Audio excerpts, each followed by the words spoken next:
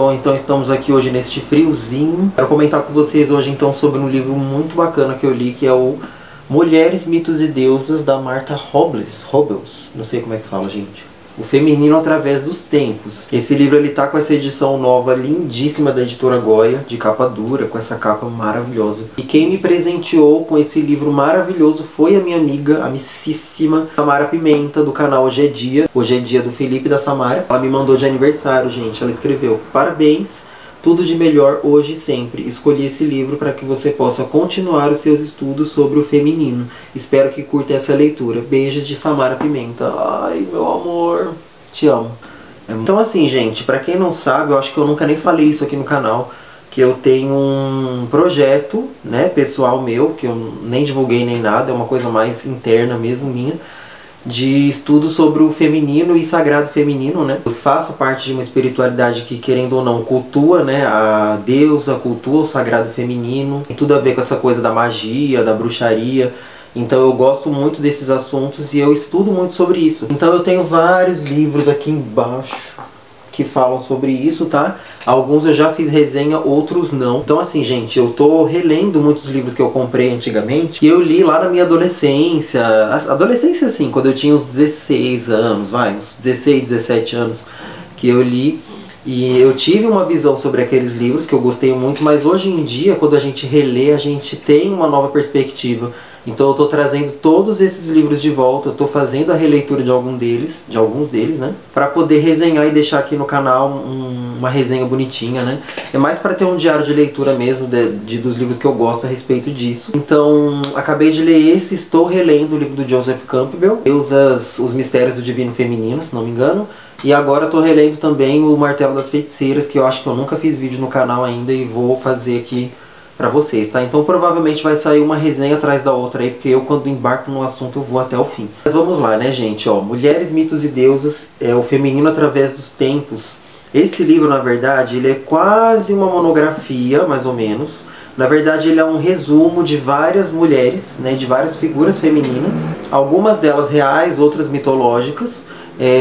Através dos tempos mesmo, sabe? Desde antigamente até os dias um pouco mais contemporâneos, né? Então o livro, olha, para ficar mais fácil de explicar, ele é dividido em algumas partes. Primeiro ele vai tratar das origens, que significa algumas figuras mitológicas como Eva, Lilith, Ísis. Então ela vai pegar algumas culturas mais ocidentais, eu diria. Eu senti muita falta de figuras hindus como Kali. Então tem algumas deusas assim que eu acho que ficaram meio de fora, mas é claro, né, gente, não tem como colocar tudo num só.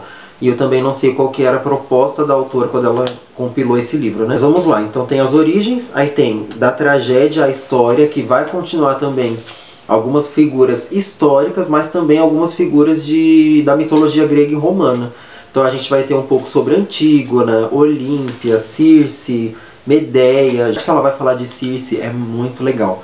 É muito legal. Depois a gente vai ter o amor, que vai falar sobre figuras que têm esses relacionamentos românticos, a história delas faz parte disso. A gente vai ter Dalila, Sherazade, Heloísa, Margarida, então tem outras várias que tem tudo a ver com essa questão do amor e dos sentimentos. E aí a gente vai ter uma das minhas partes favoritas do livro, que foram as fadas. E vai ter Fadas e Bruxas, Merlin e a Dama do Lago, maravilhoso, gente. A Dama de Charlotte e Cinderela, a história da Cinderela também é bem legal. Rainhas, a gente vai ter Caterina de Medici, Elizabeth I, Cristina da Suécia. Caminho de Deus, ela vai falar de várias figuras que decidiram seguir esse caminho mais religioso, né? Então a gente vai ter também Virgem Maria e as suas inúmeras aparições. Nosso Tempo, que vai então puxar para figuras feministas, mas também algumas autoras, algumas artistas mais contemporâneas, como Virginia Woolf, Isadora Duncan. E aí tem várias outras que eu também, algumas aqui eu nem conhecia, tá, gente? Então o livro ele vai ser dividido em todas essas partes e assim, eu vou ser bem sincero, tá, gente? Eu gostei muito do livro, mas eu fui com uma expectativa errada ler ele. Eu achei que o livro ele ia ser uma abordagem mais filosófica ou desse margem pra gente refletir sobre a questão do feminino mesmo, né? Mas não, eu acho que o livro ele é mais uma questão de resumir várias dessas histórias. Aí quando você acha que ela vai começar a falar algo sobre o que isso significa, a mitologia, o que a gente pode aprender sobre isso, ela para a história e já começa a próxima história da próxima mulher. Então o livro, eu fui com uma expectativa errada, não estou falando que é ruim, ele é muito bom, mas eu acho que é um livro mais que eu vou usar como consulta, para buscar referências. Ele é um livro que ele abre o seu apetite para esse assunto. Então eu acho que ele é um bom livro de introdução se você quer começar a estudar sobre o feminino, sobre o sagrado feminino também. Ele é um livro que você lê e fica com mais vontade de ler outras autoras, por exemplo. E no final, quando fala sobre Virginia Woolf, eu não li Virginia Woolf ainda, gente. Isso é uma vergonha, porque ela foi uma figura muito importante. E ela vai falar sobre o suicídio dela, ela vai falar sobre a agonia que a Virginia Woolf tinha da vida mesmo. Ela era uma pessoa que digamos assim, que ela despertou num mundo onde todo mundo é um robô, todo mundo só segue aquela engrenagem social, e ela é como se ela tivesse ainda nessa engrenagem, mas de alguém que despertou e que está nessa angústia de ninguém entende, ninguém a compreende. E ela reflete isso nos livros dela, mas quando ela vai falar um pouco sobre o suicídio dela, é muito assim, muito profundo. Tem gatilhos assim para quem tem, né? Mas é muito, muito bom e me deu muita vontade de ler Virginia Woolf. Então por isso que eu tô falando que esse livro ele abre muito o seu apetite para buscar novos assuntos, para buscar referências e novos livros sobre isso, né? Ela vai falar sobre as górgonas e sobre Medusa. Ela não fala que Medusa foi abusada no templo de Atena. Ela fala que ela teve relações sexuais no templo de Atena. E Atena, para se vingar, ela transformou então Medusa naquele monstro, né? Com cobras nos cabelos e tal. Essa história da Medusa, ela tem muita filosofia e muito simbolismo a ser destrinchado, que não aparece aqui no livro. Então, como eu falei, é uma questão bem resumida, e eu não senti que a autora toma parte em algumas questões, entendeu? Só que em outras histórias, ela já mostra um ponto de vista diferente, como por exemplo, quando ela vai falar sobre Dalila, que a gente sabe da história de Sansão e Dalila, né, que segundo as tradições bíblicas, Sansão era um homem muito forte daquela época, forte a ponto de abrir a boca de um leão e matar com um só golpe. Então ele era praticamente um brutamontes assustador. Dalila era uma mulher ciumenta, invejosa, queria poder e não podia ter, e ela fica o tempo todo tentando descobrir qual que é a origem da força de Sansão, né? Ela descobre que a força dele provém dos cabelos, e aí ela durante a noite corta os cabelos dele e ele perde toda a força. Só que nisso, gente, depois de inúmeras tentativas, tá? Ela fica tentando o tempo inteiro seduzi-lo para ele contar e se abrir com ela qual é a fonte da sua força, né? Só que aqui ela apresenta um ponto de vista que até então a gente não tinha parado muito para pensar sobre isso. Sansão, ele era um brutamontes daquela época, assustador, que causava pânico nas pessoas.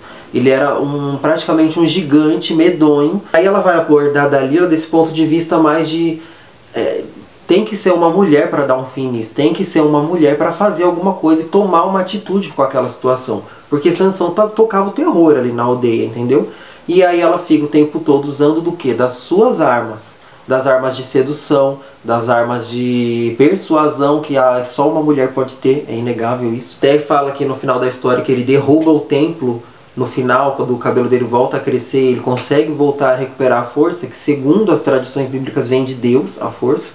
Ele derruba o templo e mata todo mundo que está lá dentro. Não se sabe se tinha crianças, mulheres, inocentes, homens trabalhadores. Ele mata simplesmente todo mundo e se enterra no meio de uma pilha de corpos. Então é um ponto de vista bem legal sobre Dalila que eu achei bem interessante, tá? Tem uma parte do livro que eu achei bem legal e eu senti falta de mais coisas assim, que é uma parte que a autora ela vai escrever tudo em primeira pessoa. Primeira pessoa? Em primeira pessoa. É a história de Elizabeth, da rainha Elizabeth I, tá, gente? Então o capítulo é escrito assim, ó: Elizabeth I em sua agonia. Por que em sua agonia? Porque ela vai falar basicamente um relato da própria rainha agonizando antes da morte, né? Então aqui a gente tem um capítulo inteiro dela presa na masmorra, não lembro onde ela tá, e narrando toda a sua vida, toda a sua trajetória e o que a fez chegar até ali antes da morte.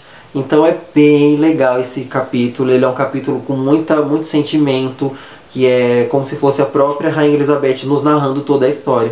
E eu acho que eu senti mais falta dessa escrita em quase ficcional, dessa escrita em primeira pessoa da autora. Eu acho que ela podia ter esmiuçado isso em outros capítulos, tá? Porque o livro inteiro ele tem uma linguagem bem técnica. Mesmo nas horas mais poéticas do livro ele fica um pouco mais técnico mesmo. Então ele é uma leitura bem seca, bem dura. Eu acho que a única parte que eu senti mais emoção nas palavras, um pouco mais de cuidado, um pouco mais assim de filosofia, de romantismo mesmo, foi na hora da Elizabeth I em sua agonia e na hora que ela vai falar sobre Virginia Woolf. Eu senti que teve um cuidado especial ali na hora de narrar a história da Virginia Woolf, que eu achei muito incrível, muito maravilhosa. E eu acho que poderia ter sido assim o livro inteiro, mas não foi. Mulheres, Mitos e Deusas, ele é um livro muito, muito bom. Ele é um livro bem completo, quase completo, como eu falei, porque eu senti falta de algumas figuras hindus, tá, da cultura indiana. Mas ele é um ótimo livro de introdução se você quer estudar esse tipo de assunto, se você tem curiosidade, se você tem vontade de conhecer novas figuras desse arquétipo mesmo, né? Aliás, aqui você vai conhecer vários arquétipos do feminino, em várias facetas, né? Desde as mais vingativas, as mais malignas, as perversas, as mais inocentes, as mais encantadoras e puras, e aquelas mais ciumentas. Então tem vários arquétipos aqui espalhados no livro todo que eu acho bem interessante, tá? Então ele é um livro que eu acho que ele vai te dar um pontapé para você ir mais adiante. Se você ler esse tipo de livro, eu acho que você não vai parar só aqui. Ele é um livro que ele vai te dar vontade de ler outras coisas, então eu recomendo demais. Tem muito o que filosofar sobre esse livro, eu gosto muito de puxar questões filosóficas das minhas leituras, mas aqui não teve muito porque, como eu falei, é uma leitura mais resumida, mais seca, mais, assim, prática, sobre essas mulheres. Então é praticamente vários resumos da história e da mitologia de cada uma delas.